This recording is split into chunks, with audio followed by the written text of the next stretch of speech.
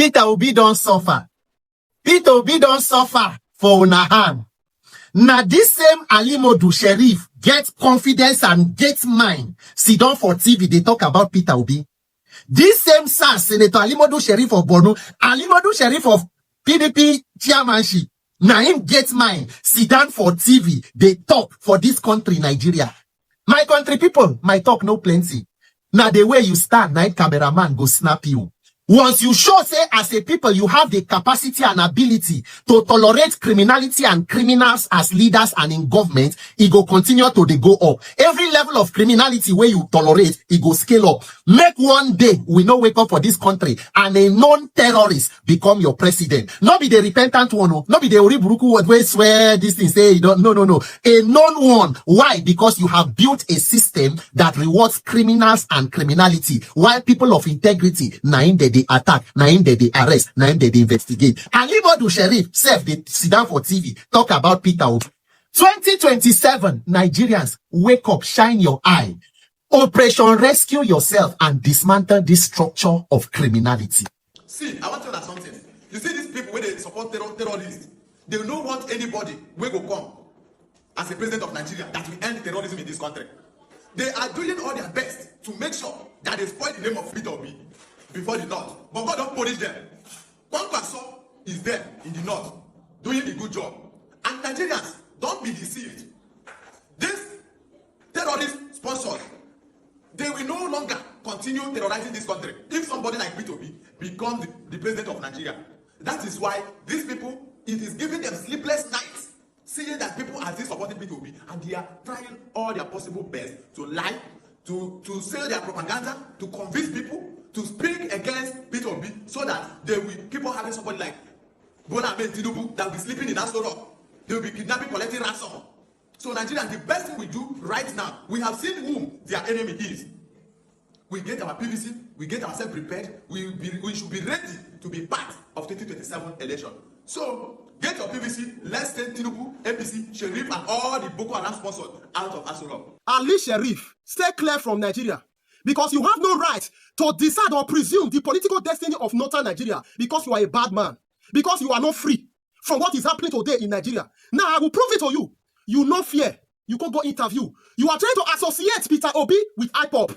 So that is the new message where they send you. Let me tell you, if we are living in a country where there is law of law, for the poor, for the rich, everybody follow the same law of law. Somebody like you, Ali Sheriff, for don't rust in jail for a very long time. Now, I remember, during your time as a governor between 2003 and 2011, it was during that time Boko Haram entered into Borno State. And you did nothing about it. When you were asked, after your time as a governor, you denied, you don't know anything, you don't know why. I remember lawyer Sam Falana said you were the person that brought Boko Haram to Nigeria. You were the person that brought them to Borno State because of your political ambition. You chose them for your political ambition. Falana now said, make you sue am to court. Una go meet for court. Did you sue Falana to court? You refuse. You don't sue Falana to court. All to date, una denied how Boko Haram entered into Nigeria. Una denied. Now, you cannot rise up and say you want to decide the destiny of northern Nigeria because of 2027 presidential election. Shame on you. You will be bad person. You will be bad person. You cannot tell me any governor that did what you did, that governor is same as you. It was during your time Boko Haram entered Borno State. You una asked them. Una gave them right to marry. Una did everything. Those people, they get power. According to reports, allegedly, they said you choose them for your own political ambition as a governor. Now, you dey leak Peter Obi, associate Peter Obi to IPOP, trying to demarcate Peter Obi in the northern Nigeria. Men not know. See, North are no mumu again, like the way you people want them to be. They're no mumu like that again. Their eyes don't open past us. You understand? They know you people leaders in the north, you are the disgrace. Now be the evil where they know that they don't make northern Nigeria youth make them succeed for life. You see how your people be. The level of poverty in the northern Nigeria, only God go fit save you now. So for you, Ali Sheriff, stay clear for 2027 presidential election because you be evil man. Nigerians should not have anything to do with you again for this country. Go and meet Falana in court. Make you go tell her, say, you don't know how Boko Haram entered into Borno State during your time as a governor. Falana is waiting for you in court. Go meet her. Go and prove yourself. As a Nigerian, you may not know the solution to our problems, but one of the crimes you should never be found committing is not knowing where our problem started from. And I mean it. You may not know. You may not have an idea of how we are going to come out of this mess, this quagmire, right? But if you do not have an idea of what event, circumstances, leadership failure, or even personalities that has contributed to the mess that we are in, then you are part of the problem. Former Governor Limodu Sheriff is one of the problems of the present in Nigeria. A lot of people chronicles the 1967-1970 Nigerian Civil War as being one of our biggest undoing as a nation. But in recent Nigeria, you see the advent of Boko Haram and the insurgency in the northeast of Nigeria that has escalated now to this wildfire that we now have a war, as it were. We are literally fighting a war. Alimodu Sheriff is one of those persons that should not be forgiven. And wherever he stands politically, Nigerians must be against that side. If Alimodu Sheriff, as today, decides to back Peter Obi, I am going to go against Peter Obi because there's a problem. Because he will always defend his interests. He will always defend his political affiliations and defend his criminal affiliations. Alimodu Sheriff is on record to be a progenitor, a kickstarter, or a dramatic person in the escalation of insurgency, especially Boko Haram in Nigeria, is the one telling Nigerians who to vote for and why a certain person do not deserve to be given attention. Alimodu Sheriff. If this were to be a country, someone like Alimodu Sheriff will not just be cuffed. Anybody bearing Sheriff, whether as a guy name or as a government name, will have problem with the authorities, because this man has led all of us as a country to this mess. That trillions of nairas is being spent on trying to manage a crisis that a single man started. And in case you think that these accusations that are founded, you are going to watch two videos. One from human rights lawyer Femi Falana, and of course, the chairperson of the Bring Back Our Girls campaign, Najatu Mohammed. And I'm also going to show to you conversations with the current Nigeria's Vice President, Kazim Shettima, indicating that you see Alimodu Sheriff is number one enemy of this country. Whatever Alimodu Sheriff stands for is for whatever we continue to promote the group he created. Whatever Alimodu Sheriff stands for is to continue to garnish and to spice up whatever he has planted that has germinated and is causing mayhem. To us as Nigeria, the issue of insecurity, as it were, all of this Boko Haram, banditry, Fulani Esme, and a lot of the kidnapping and all of that, is a menace. But to people like Alimodu Sheriff, this is a business that has started. If indeed Alimodu Sheriff is to go to the world beyond, and they are writing his history, it will be written that one of his most notable investments that has transversed around this country, that has brought people to his knees and has become a menace to the people, to you, but to him positively, he will pick Boko Haram and several other sects of Islamist extremists that he created while he was governor. It was that bad that he transferred to his successor, former Governor Kazim Shettima, now Vice President, a certain man called Kadi. And this is how reporters reporting. Kadi was a special advisor on religious matters without any form of designation, but seems like he was just floating in Alimodu Sheriff's government as governor of Borno State. When he was leaving, he didn't tell Kazim Shettima to retain the Commissioner for Economics, Commissioner for Commerce, Commissioner for Education, Commissioner for anything. He did not tell him to retain anybody. Say, but you see, Kadi must be retained at all costs. Not so long after, Kadi was arrested by the SSS for having strong ties with Boko Haram. And when Kazim Shettima was asked, how did you know Kadi? He said it was Sheriff that gave it to me. And there are several other times where Shettima gave clues to Nigerians that go and ask Sheriff of how Boko Haram started and is still existing today. It is that same unfortunate individual. In fact, I say it again, whoever Alimodu Sheriff defends or stands for, the people should go against, because he's only promoting one interest. And that interest is insecurity in Nigeria. And whoever is his friend has been benefiting from this insecurity. That alone is enough for me. Well done, Sheriff. Thank you for letting Nigerians know who not to vote for and who not to support. Sheriff, for you to come out, make this statement, thunder fire you. For you to come out, make this stupid statement for national television, thunder fire you. You thought say the Northerners not go vote to be. Obi no be citizen of Nigeria.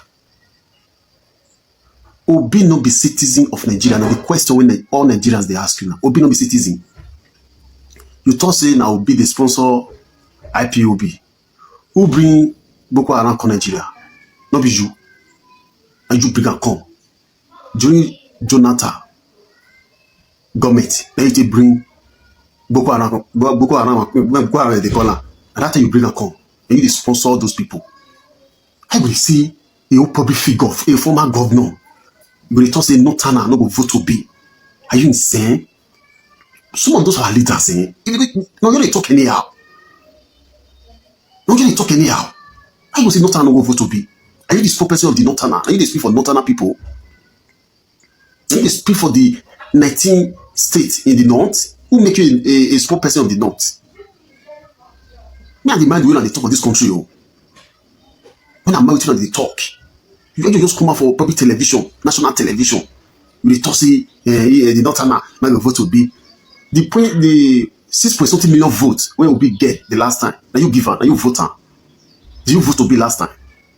Who vote her? Not be Nigerians. But when am I waiting at the talk? He just come and talk rubbish.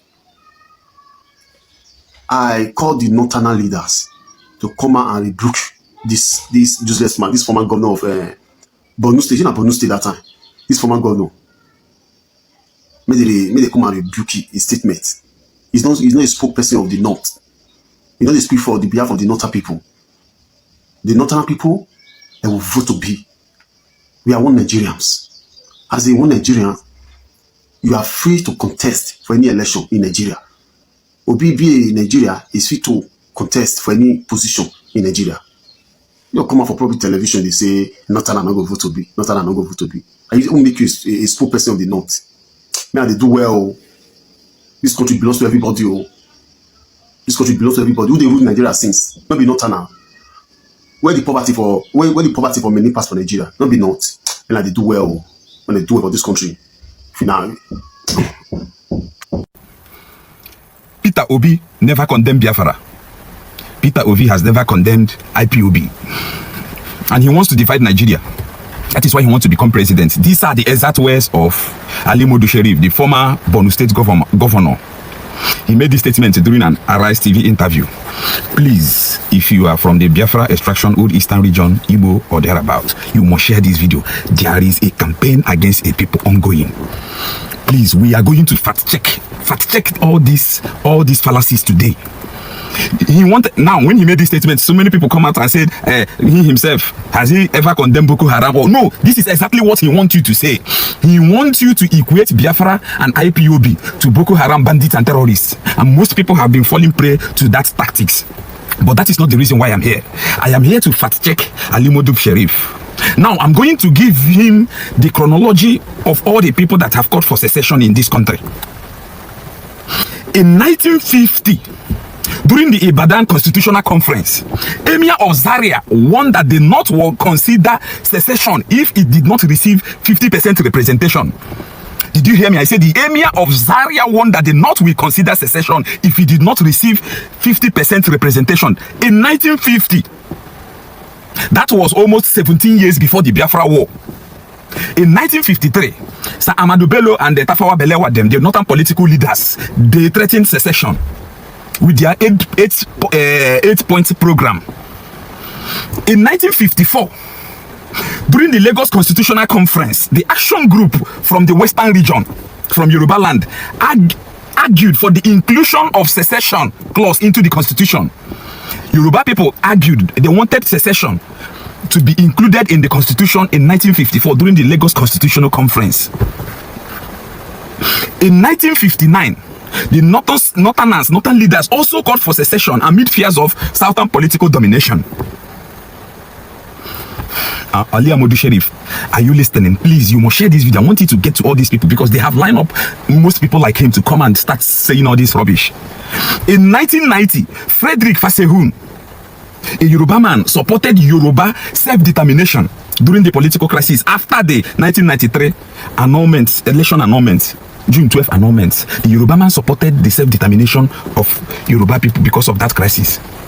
In 2017, a man called Ango Abdullahi stated that if coexistence is impossible, peaceful separation should be considered. Now, the last but not the least, the sitting president, the current president now, President Bola Ahmed Tinubu, in 1997, during his This Day interview on the 13th of April 1997, he said that he don't believe in one Nigeria. He made this statement while in exile during the Sani Abacha military era regime. President Bola Ahmed Tinubu made this statement while in exile. He said that in this day interview that he don't believe in one Nigeria. So Ali Modu Sheriff, have you and other political leaders condemned? Have you people condemned Sir Abubakar Tafawa Balewa for calling for secession in 1953? Have you condemned Ahmadu Bello for calling for secession in 1959? Have you condemned the Action Group for calling for secession in 1954? Have you condemned Frederick Fashegun for calling for secession in 1990? Have you condemned the Anglo Abdullahi for calling for peaceful dissolution in 2017? Have you condemned the President Bola Ahmed Tinubu for saying that he don't believe in one Nigeria in 1997? The era where you people come and make fallacious statements and try to ignite a people, to gaslight a people, have come to a conclusive end. Anything that you bring will fact check you. Look at Ali Modu Sharif on Channels Television. Yes, EFCC is the EFCC, and you have an Ali Modu Sharif on Channels Television. Tomorrow, they will bring another criminal that has been found wanting. Maybe they will bring Yaya Bello to come and defend the APC. Or they will bring Femi Gbajabiamila after the Gbaja Gate to come and defend APC. APC is a I'm trying not to. APC is a useless party. APC should be drowned. I've said it before.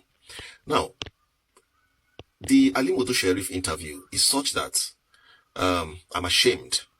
I'm ashamed to be called a Nigerian. That's the guy that started Boko Haram.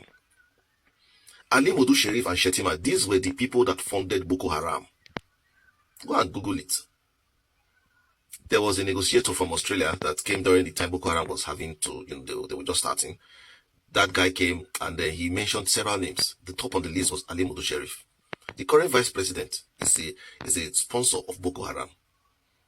We have seen the other guy that did the Christmas Day church bombing was found in his house.